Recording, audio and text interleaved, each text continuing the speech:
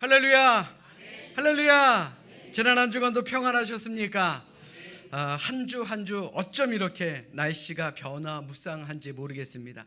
오늘 아침까지만 해도 막 비가 오고 막 그랬는데 지금은 해가 쨍쨍합니다. 생각해보면 비가 안 오면 안 온다고 걱정하고요, 또 비가 오면 비가 온다고 걱정하죠.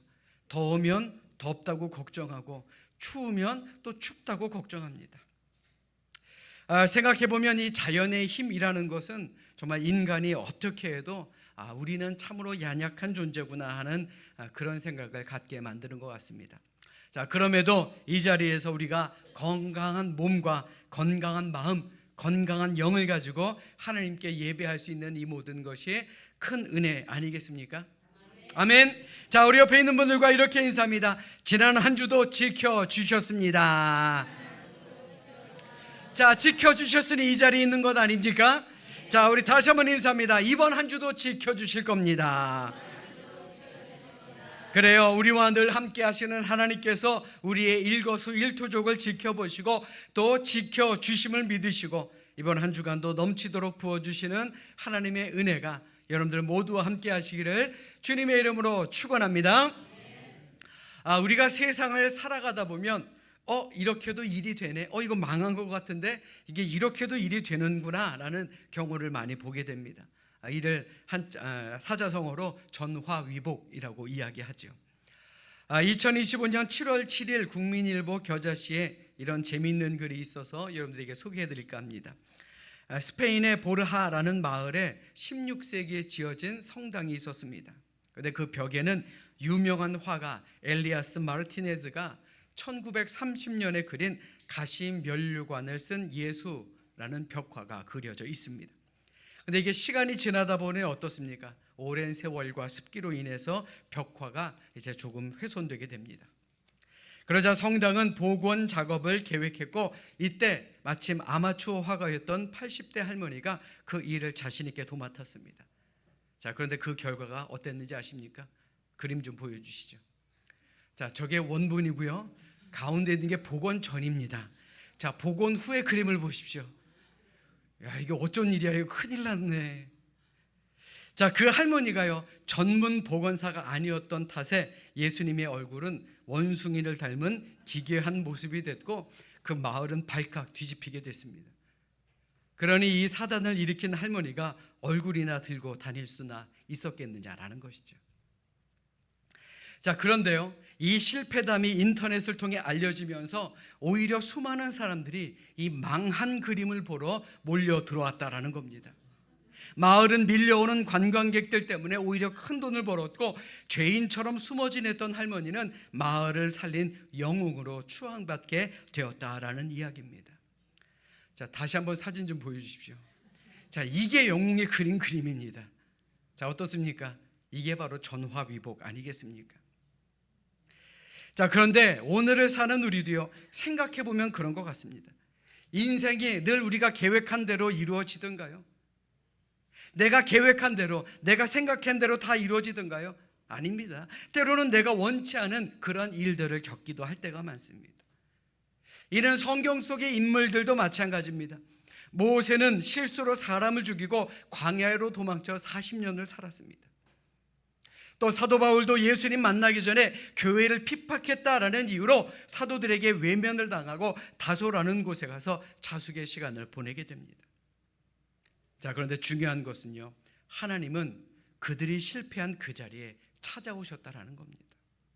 그리고 그것이 전화위복이 되었다라는 것이죠. 떨기나무를 통해 모세에게 나타나셨고 또한 바나바를 통해서 사도 바울을 격려해 주셨습니다.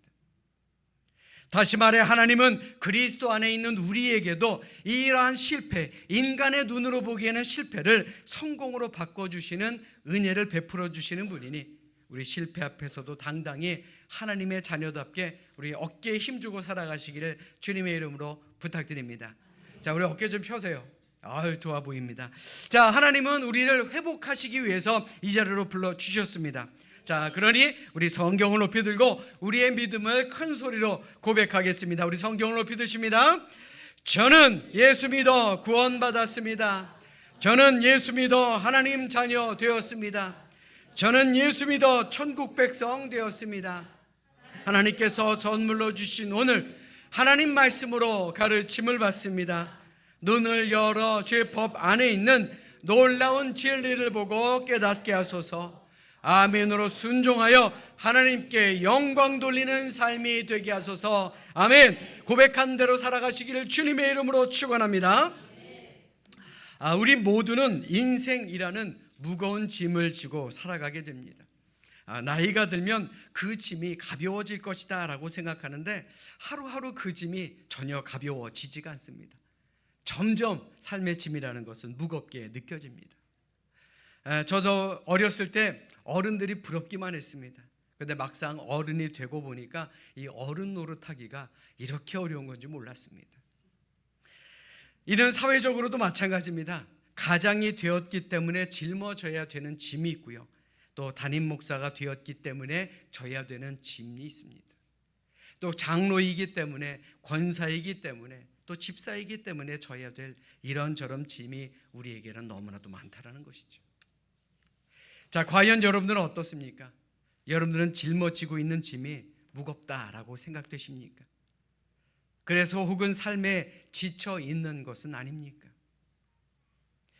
그래서 휴가철을 맞아 사람들은요, 여기저기를 다녀보기도 하고 여러 가지 방법을 사용하고 있지만 결국은 인생은 지치는 것은 마찬가지다라는 생각이 들 때가 참으로 많습니다. 자, 그런 면에서 보면 오늘 예수님의 이 말씀, 오늘을 살아가는 우리에게 참으로 큰 위안이 된다라고 말씀드릴 수 있습니다. 오늘 본문 28절의 말씀 우리 자막으로 준비했으니 같이 합독하겠습니다. 자, 우리 함께 읽습니다. 시작. 수고하고 무거운 짐진 자들아 다 내게로 오라. 내가 너희를 쉬게 하리라. 아멘. 제 아무리 바쁘게 뛰어다녀도 무엇인가 총독되기보다는요, 자기 소모에 빠져서 자기 소모에 의해서 오는 허탈감과 피로감을 우리는 느끼며 살아가고 있습니다. 그게 세상이에요. 그게 세상 살아가는 모습입니다. 그러나 어제나 오늘이나 우리를 위해서 부르시는 주님의 음성이 있습니다. 우리를 구원하시기 위해서 부르시는 하나님의 음성이요, 우리가 힘을 내어 살아갈 수 있도록 만드시는 예수님의 음성이 있다라는 겁니다. 수고하고 무거운 짐진 자들아 다 내게로 오라. 내가 너희를 쉬게 하리라. 듣기만 해도 마음의 위로가 되지 않습니까? 여러분들은 어떠한 삶의 짐을 지고 살아가십니까? 우리 가운데 어떤 분들은 질병이라는 짐을 지고 살아갑니다. 얼마나 그 짐이 무겁겠습니까? 누가 대신 그 짐 지어주지 않습니다. 누구도 대신 져주지 못하고 내가 져야 되는 그런 짐입니다. 환자를 바라보는 가족들 역시 마음의 짐이 클 수밖에 없죠. 뿐만 아니라 경제적인 어려움도 무거운 짐이 되기도 합니다. 특별히 가장으로서 경제적인 능력이 없다라고 한다면 그야말로 가족들 보기에 참으로 민망하죠. 그때 스스로 자책하게 되고 스스로 왜소해지는 느낌은 그야말로 삶의 큰 짐, 무거운 짐이 아닐 수 없다라는 겁니다. 뿐만 아니라 오늘날 많은 젊은이들도 삶의 무거운 짐을 지고 살아갑니다. 직장이 있는 젊은이들은 직장이 있는 대로, 또 직장이 없는 젊은이들은 또 직장이 없는 대로 각자 무거운 짐을 지고 살아갈 수밖에 없다라는 거예요. 그러다 보니 삶에 재미가 없습니다. 기쁨이 없습니다. 늘 이렇게 살자니 얼마나 우리가 지어야 될 짐이 참으로 무겁게 느껴집니까?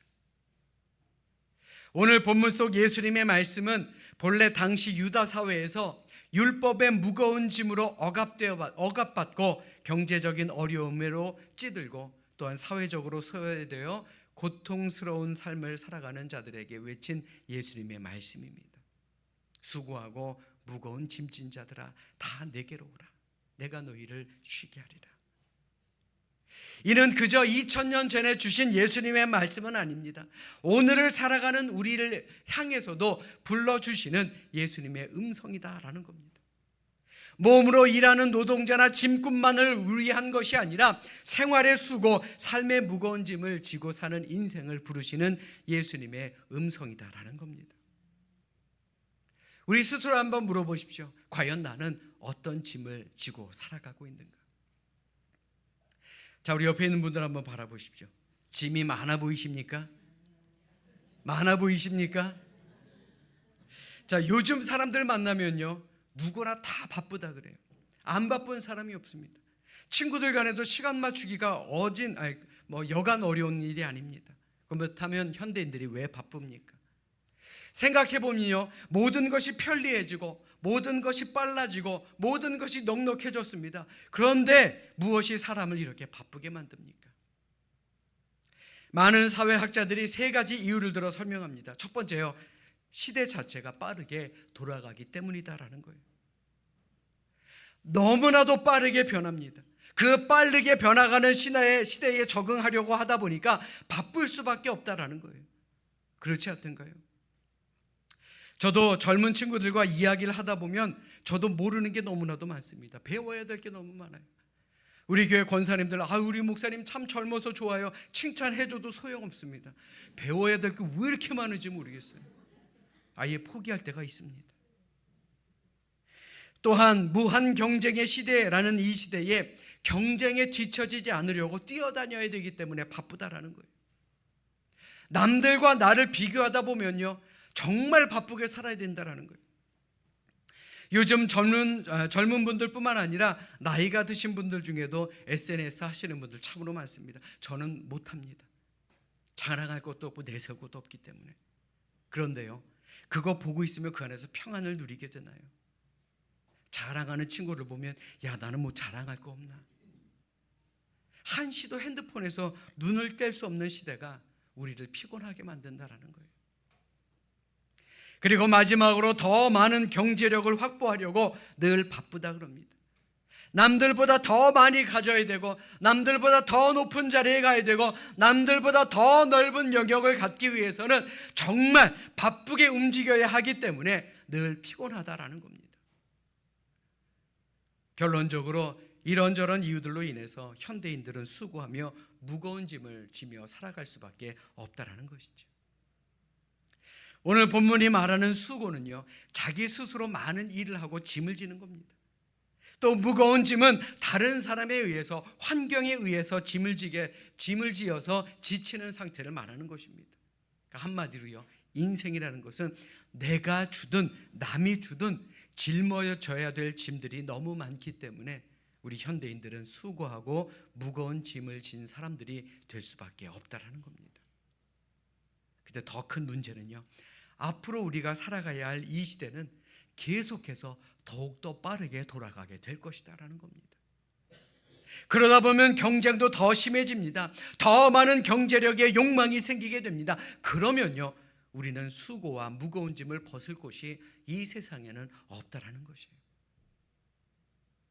그런데 이러한 삶의 짐을 지고 사는 우리를 예수님께서는 초청하셨습니다.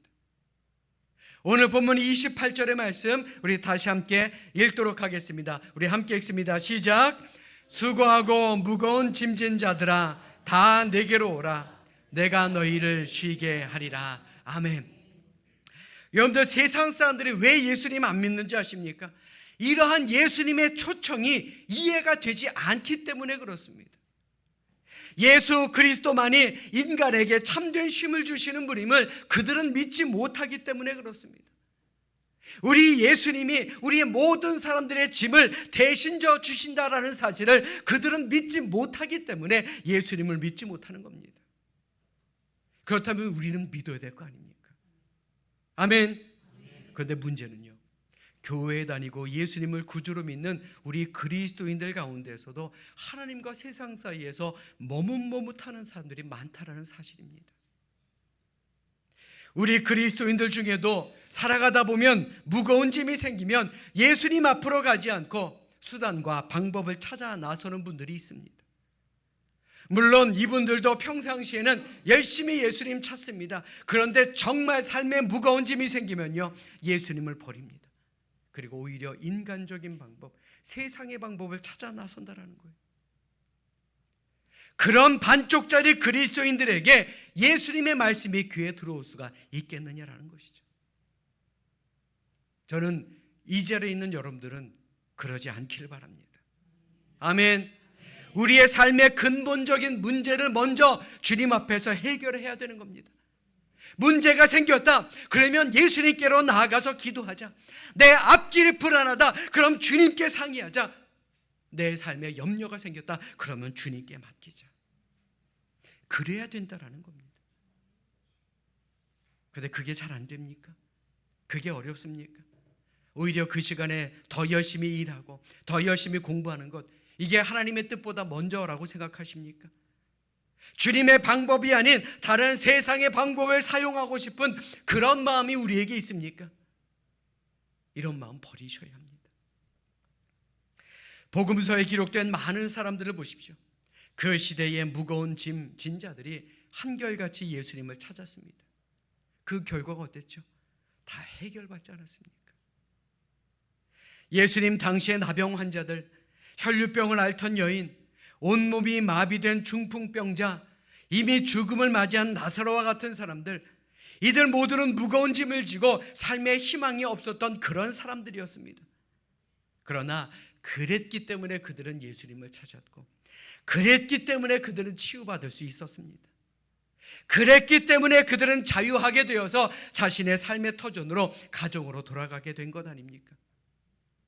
우리도 그렇게 살아야 하는 것입니다. 그게 바로 안식이고 회복이 넘치는 삶이다라는 겁니다. 아멘. 사랑하는 여러분, 지금 여러분들이 지고 있는 짐은 과연 어떤 짐입니까? 경제적인 짐일 수도 있습니다.